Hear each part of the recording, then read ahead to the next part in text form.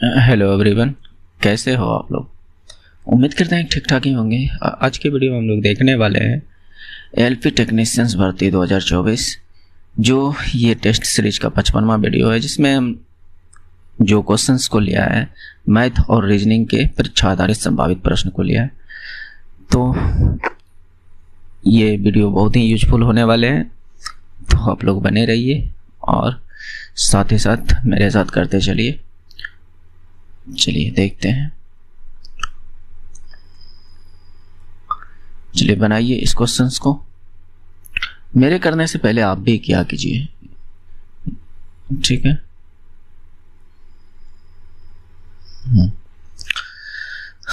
तो मेरी उम्मीद से आपने किया होगा। ओके, वीडियो रोककर किया होगा। तो इसका आंसर क्या हो सकता है? तो बस कुछ नहीं है, ऊपर वाले सभी पावर को गुना कर दीजिए, उस पर लिख दीजिए। कहने का मतलब 2 पर पावर 2 दूनी 4 दूनी 8, तो 2 पर पावर 8 इसका राइट आंसर हो जाएगा। कैसे? आपने एक चीज पढ़ा होगा, a पर पावर m, m पर पावर n। अगर इस तरह का रहता है तो आप क्या करते हो, a पर पावर m इंटू n कर देते हो, है कि नहीं।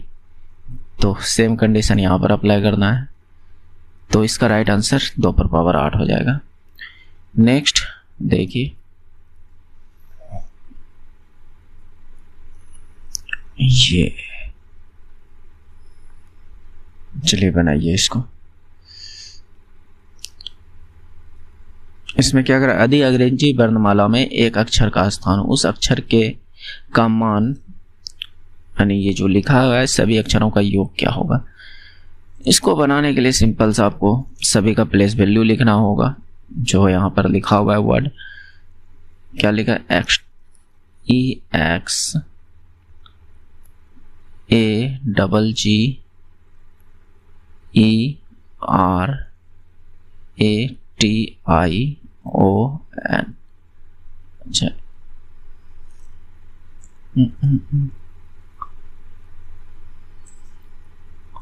ओ एन, बस इसका प्लेस वैल्यू लिखना है और सबको ऐड कर देना है। जैसे ई कितना पर आता है, 5 पर, एक्स 24 पर, ए 1 पर, जी 7 पर, ये भी जी 7 पर, ई 5 पर, आर 18 और ए 1, टी 20, ओ आई 9, ओ 15, एन 14। बस इन सभी को ऐड कीजिए, आपका आंसर आ जाएगा। तो देखिए, बस इसमें कुछ नहीं है। मैंने कहा ना कि आपको अगर प्लेस वैल्यू याद है तो ये कोडिंग डिकोडिंग का लगभग 50% क्वेश्चन आसानी से बन जाएगा। उसके लिए आपको कुछ नहीं करना पड़ेगा, लेकिन 50% जो क्वेश्चन रहेगा उसमें आपको थोड़ा सा दिमाग लड़ाना पड़ेगा, है कि नहीं। तो अब जोड़िए, देखिए क्या होता है। तो 24 5 29 1 30, 7 7 14 5 19।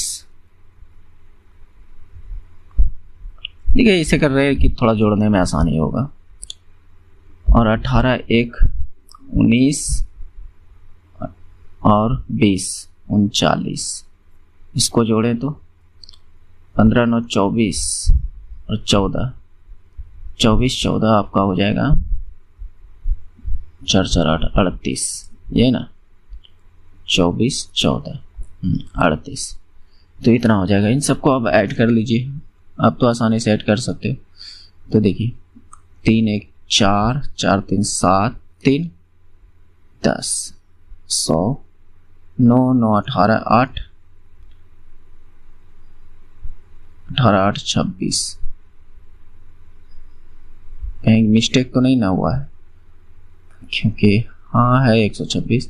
तो मेरे उम्मीद से इन सभी को जोड़ने पर 126। तो मैंने सिर्फ क्या इसमें प्लेस वैल्यू को सिर्फ लिखा और सभी को जोड़ दिया। तो प्लेस वैल्यू आपको याद होनी चाहिए, मेरे उम्मीद से ये होगा, अगर कहीं मिस्टेक नहीं हुआ तो। नेक्स्ट बनाइए इस क्वेश्चन को।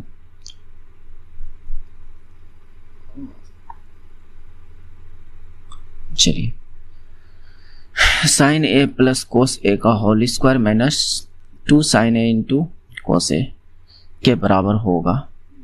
तो चलिए देखते हैं क्या है। साइन ए प्लस कोस ए का होल स्क्वायर है। क्या है? Whole square. तो यहीं पे तोड़िए देते हैं सीधे। Sine square cos square plus 2 sine A into cos A. सिर्फ मैंने इतना सा को तोड़ा। ए प्लस बी के होल स्क्वायर तो समझ रहे होंगे, माइनस, यहाँ पर माइनस है, इसके बाद इसको उतार दीजिए।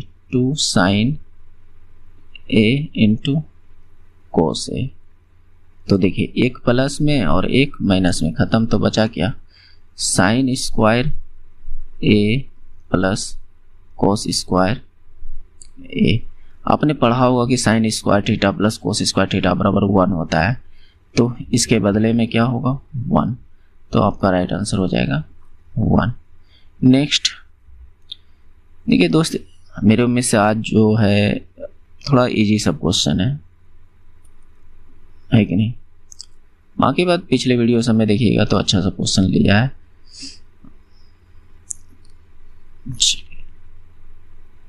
ठीक है। एक निश्चित कूट भाषा में इसको ये लिखा जा रहा है, तो इसको आप क्या लिखोगे ये कह रहे हैं। तो या तो आप डायरेक्ट यहाँ से सोच कर देख सकते हो कि यहाँ पर हुआ क्या है। जैसे मैं अगर कहूँ तो थोड़ा सा ध्यान दे तो देखिए यहाँ पर हुआ क्या है। यहाँ पर एफ कितना पर? 6 पर और ई 5 पर। तो लग रहा है कि एक घटा। अगर इसमें लास्ट में चेक करूँ देखूँ तो क्या हो रहा है, ये 5 पर और ये 4 पर, इसमें भी एक घट रहा है। ये 18 आर 18 पर और एस 19 पर एक बढ़ रहा है। ए 1 पर, जेड 26 पर, जेड 26 पर। तो यहाँ पर एक घट रहा है, तो बस सेम टू सेम करना है। इसमें आपको एक घटाना है, तो ई में एक घटाइएगा तो क्या होगा आपका? तो आपका जवाब होगा कि डी होगा, यानी डी से शुरू होना चाहिए, जो कि सभी ऑप्शन है। लास्ट में इसमें ज़्यादा कहीं तो नहीं है। 1 2 3 4 5 6 7 8, 1 2 3 4 5 6 7 8 9 10 ज़्यादा है। तो चलिए एक बढ़ रहा है एक घट रहा है। तो यहाँ पर 24 में एक जोड़िएगा तो कितना? तो 25 पर क्या आता है आपका? y, तो डी वाई। फिर यहाँ पर एक घटेगा b, डी वाई बी तीनों में है, अभी भी नहीं आंसर आ रहा है। अब इसमें एक तो घटा दिया, इसमें एक आप जोड़ दीजिए। तो 5 1 6, 6 पर क्या? f आना चाहिए, जो कि यहाँ पर y है, तो एक ऑप्शन गया कम से। उसके बाद यहाँ पर एक जुटा, फिर एक घटेगा, तो एक आप घटाओगे तो इसमें कितना हो जाएगा? 12 में एक घटाएगा तो 11 पर आता है k। तो k तो सभी में है, इसमें भी है, इसमें भी है, इसमें भी। तो और आगे चेक कीजिए, एक जोड़िएगा 12 एक 13 पर आता है m। एक आपने यहाँ पर ऐड किया तो m आया,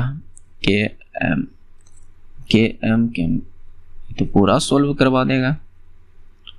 ठीक है, देखते हैं। e 5 पर एक घटेगा तो d आ जाएगा, k के बाद km के बाद d, km के बाद d।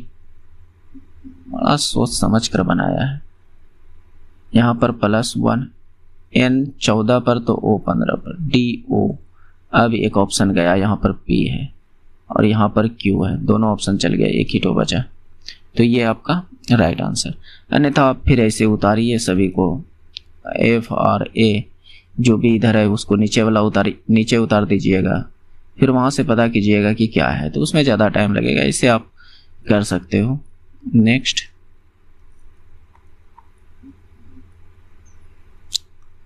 चलिए बनाइए इस क्वेश्चन को।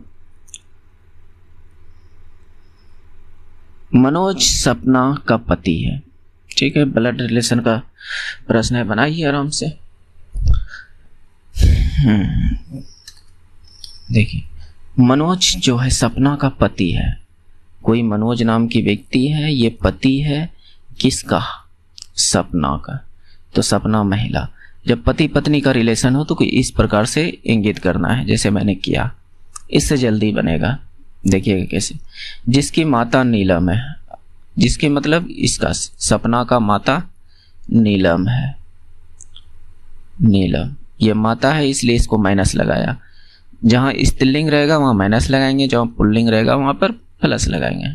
इतना बात ध्यान में रखना है। और एक जनरेशन से पिछले जनरेशन में जाना है तो ये वाले का इस्तेमाल करना है। सेम जनरेशन में सीधा वाला लकीर का इस्तेमाल करना है। सेम जनरेशन कहने का मतलब भाई हो गया, बहन हो गया, चचेरी ममेरी फुफेरी, ये सब भाई बहन हो गया, तो वो एक जनरेशन में। जैसे जनरेशन पिता चाचा दादा का, पिता चाचा काका नाना, ये सब जो होगा ये ऊपर एक लाइन ऊपर ले जाना है, जैसे मैंने यहाँ पर ले गया। ठीक, नीलम का पोता आदित्य है, इसका पोता आदित्य है, इसका मतलब ये तो बेटी है ना, बेटी का बेटा कभी पोता तो नहीं हो सकता, नहीं ना हो सकता, तो बेटा होना पड़ेगा। तो इसका कोई बेटा यहाँ पर है और इसका नीलम का पोता आदित्य है, इसका मतलब इसका बेटा ये और इसका बेटा जो है आदित्य है।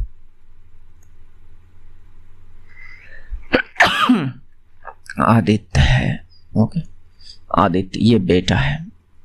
इतना डायग्राम बन गया।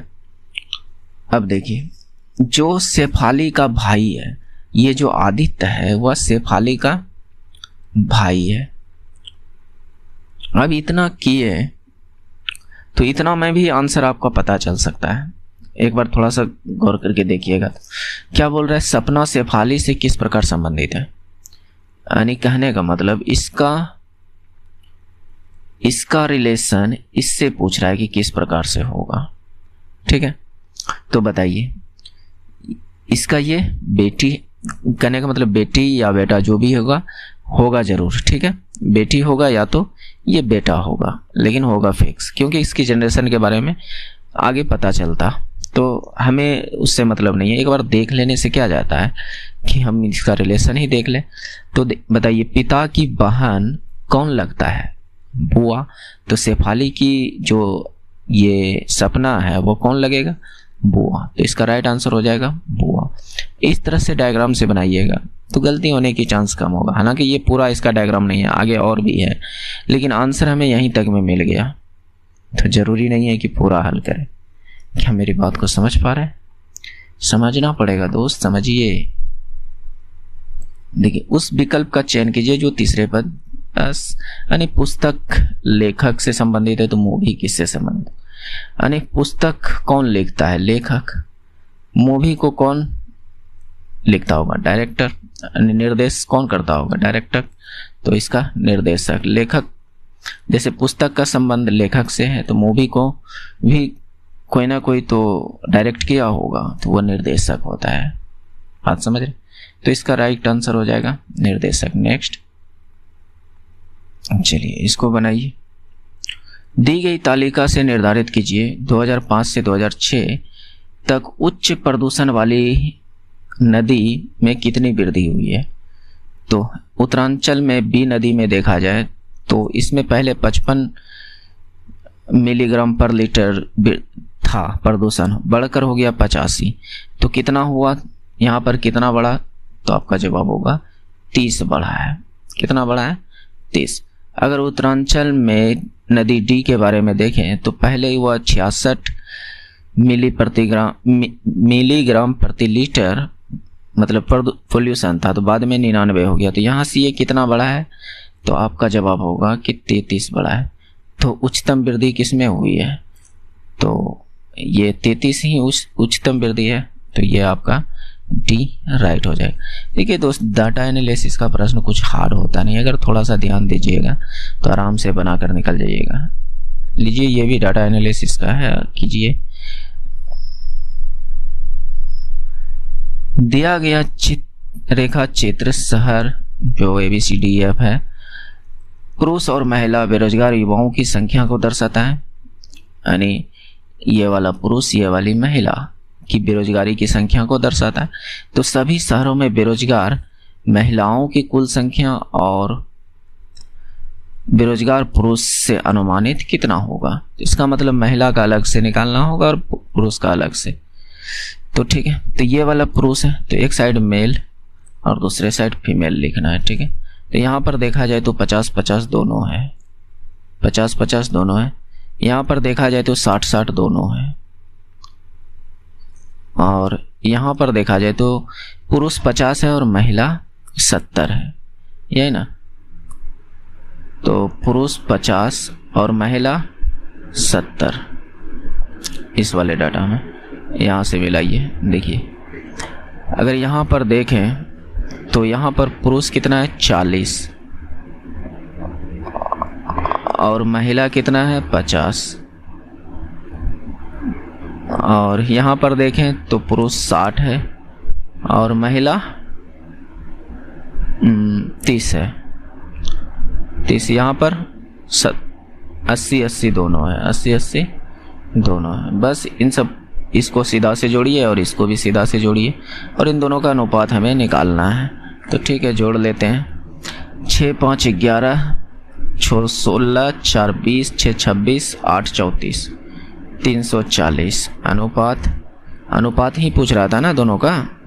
6 5 11 7 18, 5 23 3 28, 8 कहीं गड़बड़ तो नहीं। 6 5 11 7 18, 5 23 3 26, 8 34, ये भी 340। तो ये दोनों कट कर क्या हो जाएंगे, 1:1 बन जाएंगे। क्या हो जाएंगे, 1:1। तो इसका राइट आंसर हो जाएगा 1:1। ओके, नेक्स्ट दोस्त, थोड़ी बहुत नॉइस आ सकती है क्योंकि दोस्त गर्मी बहुत है, फैन चलाकर वीडियो रिकॉर्ड कर रहा हूँ, तो थोड़ी बहुत नॉइस आएगा, तो मैनेज कीजिएगा। ठीक है। 6 व्यक्ति शिक्षक, वकील, डॉक्टर, राजनेता, कलाकार कुछ इस प्रकार से हैं। तो मतलब कि इसमें बोला है षटकोणीय आकार के मेज के चारों ओर इस प्रकार बैठे हैं कि वकील और लेखक एक दूसरे के पास नहीं है। चलिए 6 व्यक्ति का पहले बैठाने का कोशिश करेंगे कि षटकोणीय आकार का मेज है। तो मान लीजिए ये 6 व्यक्ति बैठ जाएंगे।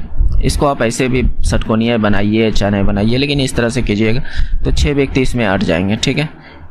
तो देखिए कहता है वकील और लेखक एक दूसरे के पास नहीं बैठे हैं। ठीक है, इस बात को बाद में देखेंगे।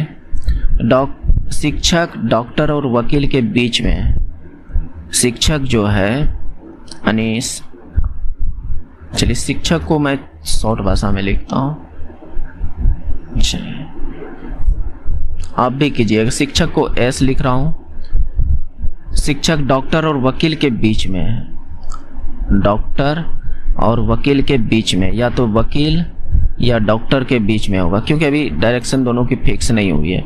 या तो यहाँ पर डॉक्टर होगा या वकील होगा, या तो यहाँ पर वकील होगा या तो डॉक्टर होगा, इतना जरूर होगा। ठीक है।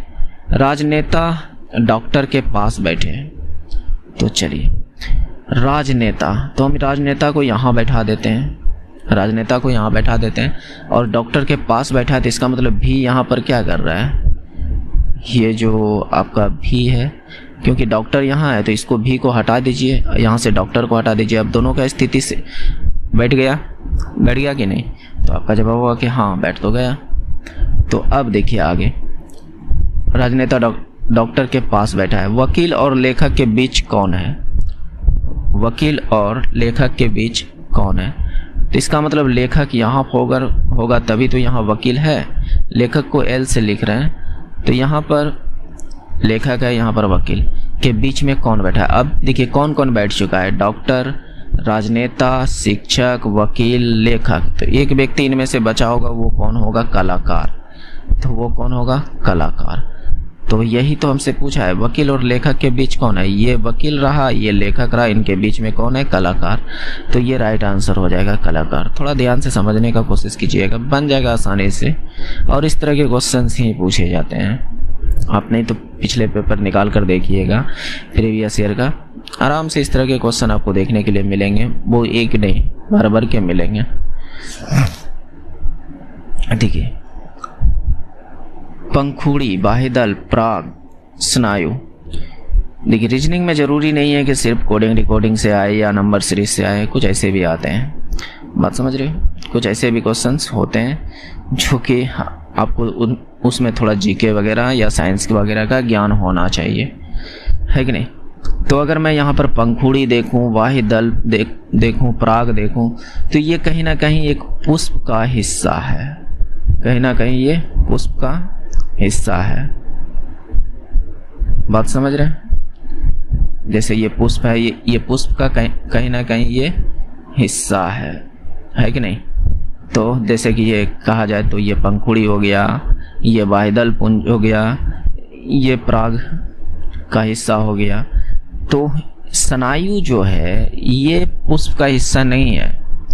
ये आपका जो आप लोग पढ़ते होंगे कि हड्डी से हड्डी को जोड़ता है, जैसे वो लिगा, यानी एक ट्रिक मैंने बनाया था यहाँ पर, क्योंकि कन्फ्यूजन हो जाता था, इसलिए मैं एक ट्रिक बनाई। यहाँ पर आपको एक जीके का थोड़ा सा वो दे देते हैं, जिससे कि हो सकता है उस तरह के क्वेश्चन आए तो बन जाएगा। जैसे HMT और एक BBL, ठीक है, BBL, ठीक।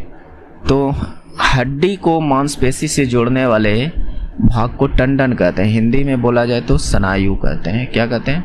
स्नायु। और बोन टू बोन यानी हड्डी से हड्डी को जो जोड़ता है वो लिगामेंट होता है, लिगामेंट, जिसको हम हिंदी में टंडन कहते हैं, टंडन, है ना।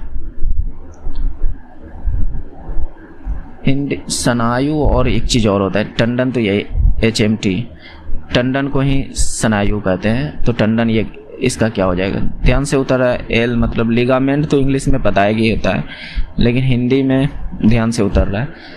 तो ये वही स्नायु है। ये मान कहने का मतलब कि ये जंतु जगत का चीजें हैं। बात समझ रहे हो।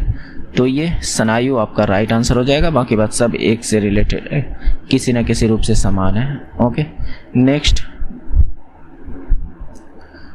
चलिए, ये भी कोडिंग डिकोडिंग का क्वेश्चन है, कुछ खास है नहीं, बस इसमें भी वही चीज हुआ होगा, कहीं ना कहीं एक बढ़ा होगा एक घटा होगा, या तो बढ़ा होगा या घटा होगा, इस तरह से हो सकता है। जैसे R18 Q कितना पर 17 पर, तो एक घटा है। E5 D4 पर, ये भी एक घटा है। E7 और F6 मतलब पूरे में एक एक घट कर हुआ है। तो आंसर आप यहीं पर देख लीजिए, जैसे यहाँ पर N14 है और M13 है, तो एक के पूरे में एक एक घटा है, तो आप इसमें भी घटाइए।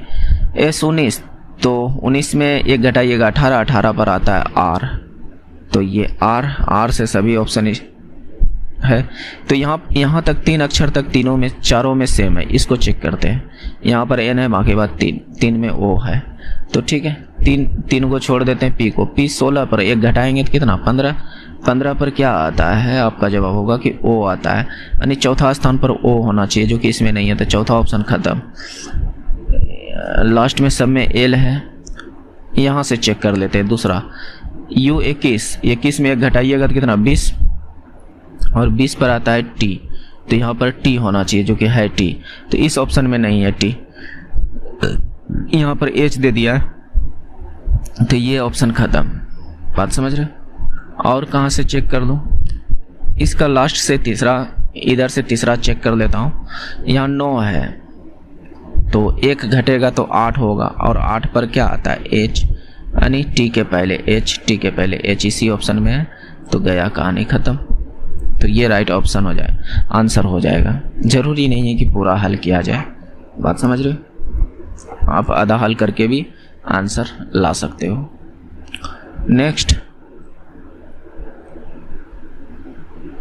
देखिए दोस्तों, आपका एग्जाम आते आते इतना क्वेश्चन करा देंगे कि आपको लगेगा कि हाँ, जिस टाइप के क्वेश्चन की ज़रूरत है उस टाइप के मैंने क्वेश्चन को कर लिया है, और कहीं ना कहीं बहुत ज़्यादा बेनिफिट मिलेगा। आप हमारे पिछले वीडियो निकाल कर देखिएगा, बहुत बढ़िया सब क्वेश्चन, बेहतरीन सब क्वेश्चन लिए हैं, और जो कि लगेगा कि हाँ इस तरह के ही एग्ज़ाम में पूछा जाता है।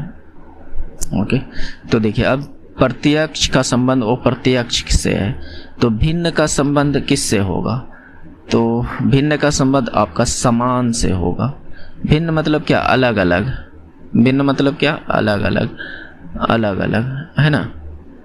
तो अलग अलग को एक साथ करने का मतलब समान, तो इसका समान हो जाएगा, असंगत नहीं होगा। नहीं मारिएगा, संगत गलत हो जाएगा। बात समझ रहे? नेक्स्ट,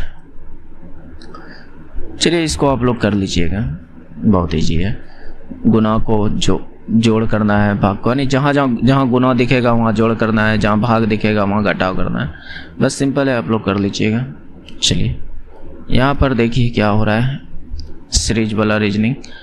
तो 22 से 23 1 बढ़ रहा है, 23 से 26 3 बढ़ रहा है, 26 से 27 1 बढ़ रहा है, 27 से 30 3 बढ़ रहा है।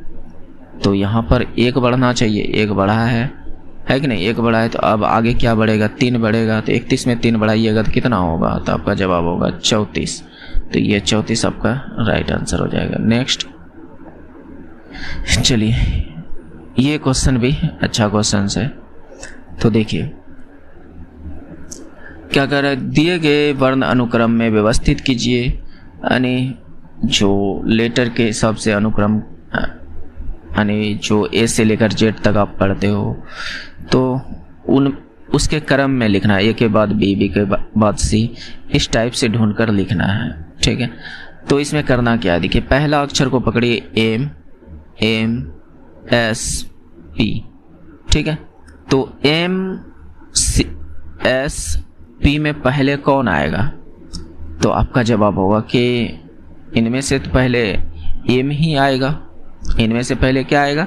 एम आएगा, लेकिन एम भी 2 ऑप्शन में है, तो इसका सेकेंड लेटर और इसका भी सेकेंड लेटर चेक करते हैं। तो इसका सेकेंड लेटर पर आई है और इसका सेकेंड लेटर पर ओ है, तो आई और ओ में पहले स्थान पर कौन आएगा? तो आपका जवाब होगा कि आई आएगा। इसका मतलब ए वाला जो है वो पहले आएगा, बी वाला बाद में आएगा, बी वाला बाद में, यानी पहला पर ए वाला आएगा, दूसरा पर बी वाला आएगा। तो पहला और दूसरा स्थान फिक्स हो गया, वर्ण क्रम के अनुसार फिक्स हो गया। अब इन दोनों में ढूंढ लेते हैं, एस और पी। एस और पी में पहले कौन आएगा? तो आपका जवाब होगा कि पी आता है तब ना जाकर एस आता है, क्यू आर एस। तो पहले पी आता है, तो इसका मतलब डी वाला तीसरा स्थान पर आ जाएगा और ये बचा हुआ सी वाला यहाँ पर आ जाएगा। तो A B C D E, A B D C, A B D C, option number C में ये राइट आंसर हो जाएगा। मेरा कहने का मतलब सिंपल सा, जो लेटर में जो ए से लेकर जेड तक पढ़ते हैं उस हिसाब से इसको उस क्रम में उसको व्यवस्थित करना है कि इनमें से सबसे पहले कौन सा आएगा। बाद में कुछ भी रहे हमको उससे मतलब नहीं, फर्स्ट लेटर से पहले मिलाने के लिए चेक करेंगे कि फर्स्ट लेटर किसका पहले आ रहा है। अगर यहाँ पर देखें तो 2 गो का पहले आ रहा था, क्या मेरी बात को समझ रहे? एम जो है, एम वाला पहले आएगा एस और पी वाले से, तो आपका जवाब होगा कि हाँ, तो यही दोनों पहला या दूसरा पर होगा, यही दोनों पहला या दूसरा पर होगा, यानी ये पहला स्थान पर, ये दूसरा स्थान पर, ये तीसरा स्थान पर, ये चौथा स्थान। और उसमें भी क्या, अब एम वाला जब 2 गो है तो इसका मतलब इसका हमें सेकेंड लेटर चेक करनी होगी। यहाँ पर आई है, यहाँ पर ओ है, तो आई और ओ में पहले कौन? तो आई आएगा। इसका मतलब ए वाला जो है 1 नंबर पर आएगा, बी वाला 2 नंबर पर आएगा। उसी तरह से सेम इसको चेक करना है। ओके, नेक्स्ट, चलिए इसको कीजिए। दी गई तालिका सप्ताह के दौरान दुकान में बेचे गए बिजली के बल्बों की संख्या को दर्शाती है, यानी ये बिजली के बल्ब की संख्या को दर्शाता है। तो किस दिन सप्ताह की दैनिक बिक्री औसत बिक्री के निकटतम थी? तो औसत निकालने के लिए आप करते क्या हो कि कुल योग, यानी कुल योग अपॉन कुल संख्या, यही तो करते हो ना। तो आपका जवाब होगा कि हाँ, कुल संख्या यही होता है औसत। तो चलिए औसत निकाल लेते हैं। तो कुल योग कितना? 25 + 75, 100, 100 200, 200 400, 400 और इधर 150 और 90, 150 और 90 240, तो 640। कितना आया? 640। ठीक है, इतना आ गया। तो कै गो है कै दिन के लिए? 1 2 3 4 5 6 दिन के लिए। 6 दिन के लिए। अगर मैं सही जोड़ा हूँ तो आंसर सही आना चाहिए। फिर से एक बार जोड़ लेते हैं। 25 + 75 100, 100 और 100 200, 200 और ये 200 400। अब बचा 150 और 90 240, तो 640 बिल्कुल सही है। तो अब इसका यहाँ से कटा कर देखते हैं कितना आता है। 6 एका 6, 6 एका 6 और बच गया 0, 6 छा के 36, 6 छा के 36 बच गया 4। हाँ ठीक है, यानी 106 पॉइंट कुछ आएगा औसत। औसत कितना आएगा?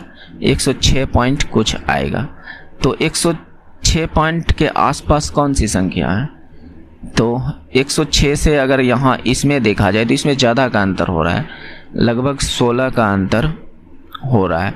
और यहाँ पर देखा जाए इसमें तो 6 का अंतर, जिसमें सबसे कम का अंतर होगा वही औसत के आसपास होगा। यहाँ पर क्या बोल रहे हैं? औसत बिक्री के निकटतम। तो 100 है औसत बिक्री के निकटतम, क्योंकि औसत जो आया 106 आया है और हमें उसका आसपास लेना है। तो जिसका अंतर कम होगा उसी को लेंगे। अगर 100 और 106 में अंतर देखें तो 6 पॉइंट कुछ आएगा, और इसमें देखें अंतर तो ये 16 पॉइंट कुछ हो जाएगा। तो ये वाली आंसर नहीं हो सकता है। तो आपका मंगलवार, यानी मंगलवार औसत के निकट है, तो मंगल राइट आंसर हो जाएगा। ओके नेक्स्ट, चलिए इसको देखिए। आज शायद रीजनिंग के क्वेश्चंस ज़्यादा होंगे। ओके, हालांकि किसी और दिन मैथ का क्वेश्चन ज़्यादा मिलता होगा। देखिए यहाँ पर क्या है, बस कहने का मतलब सिंपल सा, प्लेस वैल्यू को ध्यान में रखिए, वही उसी से आंसर आ जाएगा। W कितना पर? 23 से, S कितना पर? 19 पर, O कितना पर? 15 पर, K कितना पर? 11 पर। तो यहाँ पर 4 घटा है, उसके बाद इधर भी 4 घटा है, इधर भी 4 घटा है, तो 11 में 4 घटाइएगा तो 7 आएगा। 7 पर कौन सी होता है? तो आपका जवाब होगा कि G होता है। तो इसका मतलब इस खाली जगह पर G भराएगा। तो मैंने कहा ना कि प्लेस वैल्यू अगर आपको पता है तो 50% क्वेश्चन आसानी से बन जाएगा। इसलिए जितना जल्द हो सके आप लोग उस चीज़ को कर लीजिए। करियप्पा, कारगिल, कटारी, मानेक शाह, सुब्रतो, ये सब 5 लोग हैं। कई लोग हैं? 5, कुल 5 अलग अलग सदन है। कारगिल सुब्रतो के दाईं ओर है। ठीक है, देखते हैं कारगिल। चलिए कारगिल को के से लिख दूं क्या? चलेगा? अच्छा, कटारिया भी है तो सिर्फ के से लिखने से काम नहीं चलेगा। कारगिल KR लिख देते हैं। कारगिल जो है सुब्रतो के दाएं, तो इसका मतलब सुब्रतो इधर है, सुब्रतो यहाँ पर है। ठीक है, सुब्रतो के दाईं ओर, इसका दाईं ओर किधर? इधर ही ना, तो ये दाईं ओर, सुब्रतो के दाईं ओर। और कटारी जो है करियप्पा के बाईं ओर और कारगिल के दाईं ओर। कारगिल के दाईं ओर कटारी जो है, कारगिल के दाईं ओर और करियप्पा के बाईं ओर। इसका मतलब करियप्पा इधर होगा, करियप्पा। चलिए ये शायद सही नहीं लिखा है। तो देखिए ये सुब्रतो, ये कारगिल, ये कटारी, ये करियप्पा के दाईं ओर। तो कारगिल के दाईं ओर करियप्पा यानी कटारी हो जाएगा, और उस करियप्पा के बाईं ओर कटारी हो जाएगा। फिर कह रहा है सुब्रतो मानिक शाह के दाईं ओर है, मानिक शाह के दाईं ओर है। इसका मतलब ये सुब्रतो जो है मानिक शाह के दाईं ओर है, मानिक शाह के दाईं ओर। तो क्या 5 व्यक्ति बैठ गए? तो आपका जवाब होगा कि हाँ बैठ तो गए। तो बीच में कौन सा सदन है? तो बीचों बीच कौन सा सदन होगा? तो आपका जवाब होगा कि बीचों बीच में 2 इधर से छोड़ दें, 2 इधर से छोड़ दें, तो ये कारगिल बीच में है। कारगिल क्या है? बीच में। ओके, तो ये राइट आंसर हो जाएगा। नेक्स्ट, चलिए ये क्वेश्चन लगता है मैंने पिछली वीडियो में कराया है, मेरे ध्यान नहीं है कि कराया कि नहीं, क्योंकि पिछले वीडियो में कुछ क्वेश्चन रह गया था जो मैंने कहा कि नेक्स्ट वीडियो में करा दूंगा। तो उससे भी क्वेश्चंस को लिया है, हो सकता है ये क्वेश्चन करा दिए। चलिए कोई बात नहीं, यहाँ भी कर लेते हैं। डी का एक भाई ए है, डी का एक भाई ए है, यानी ए भाई है, ठीक है। डी सी का पुत्र है, ये जो डी है वह सी का पुत्र है। तो पुत्र होने का मतलब कि इसको भी प्लस करना होगा, ठीक है। सी क्या है नहीं पता, आगे पता चलेगा। बी सी का पिता है, अच्छा बी जो है वह सी के पिता है, सी का पिता बी है, ठीक है। तो यहाँ इस तरह से डायग्राम बना। तो अब पूछ रहा है संबंध के संदर्भ में ए बी का कौन है, यानी कहने का मतलब अब संबंध बताना है कि ए कौन लगेगा बी का। तो देखिए इसके बारे में तो नहीं पता है कि ये महिला है कि पुरुष है, नहीं ना। लेकिन अगर पुरुष रहता तो ये इसका पोता लग जाता है कि नहीं। अगर ये महिला है तो यह इसका नाती हो जाता। तो बी का ये कौन होगा, या तो पोता होगा या नाती होगा। तो यहाँ पर पोता या नाती कह सकते हो, बात समझ रहे हैं। तो ये राइट आंसर हो जाएगा। नेक्स्ट चलिए इसको बनाइए। विकल्प में उस शब्द का चयन कीजिए जो एक निश्चित रूप से दिए गए समान है। अस्तबल, बिल, घोंसला। ये कहीं ना कहीं जानवरों को या चिड़िया को रहने के लिए घर है। तो क्या पतला ये किसी का घर हो सकता है क्या? ये झुंड किसी का घर हो सकता है? शहर भी किसी का घर नहीं हो सकता। लेकिन गुफा किसी ना किसी जानवर का घर है जहाँ पर रहता है। तो गुफा में कौन रहता है? तो कहावत में भी कहा गया है कि शेर गुफा में रहता है कि नहीं। तो गुफा या मांद भी कहता है कि शेर मांद में है।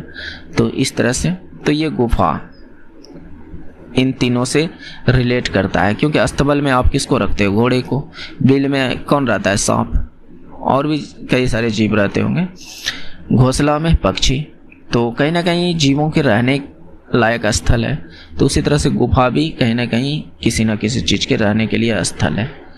नेक्स्ट चलिए इस क्वेश्चन को देखिए।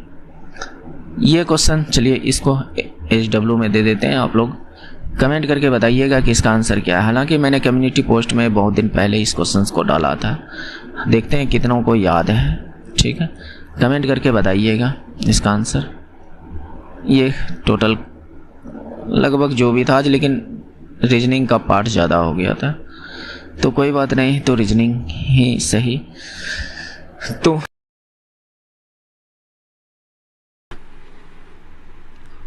PDF के लिए आप लोग टेलीग्राम ज्वाइन कर लीजिएगा, उसी का ये QR है, इससे आप ज्वाइन कर सकते हो। ओके, और माँ के बाद और क्या बोलूँ, ये कुछ कहने का मतलब प्रचार आ गया अब। तो इतना देर रुके, हो सकता है कि आपको पसंद आया होगा। मैं ये नहीं कहूँगा कि 100% पसंद आया, लेकिन अगर थोड़ा सा भी पसंद आया होगा तो एक लाइक कर दीजिएगा दोस्त। अगर आप चाहते हैं कि हम इस पर और भी वीडियो बनाएं और भी अच्छे अच्छे क्वेश्चंस को लाएं, तो सब्सक्राइब कर लीजिएगा और बेल आइकन को भी दबा लीजिएगा, जिससे मेरा जब भी कोई वीडियो लॉन्च हो तो आप तक पहुंच सके, है कि नहीं। तो इतना कुछ आप कर सकते हो। बाकी बात मिलते हैं नेक्स्ट वीडियो में। जय हिंद, जय भारत।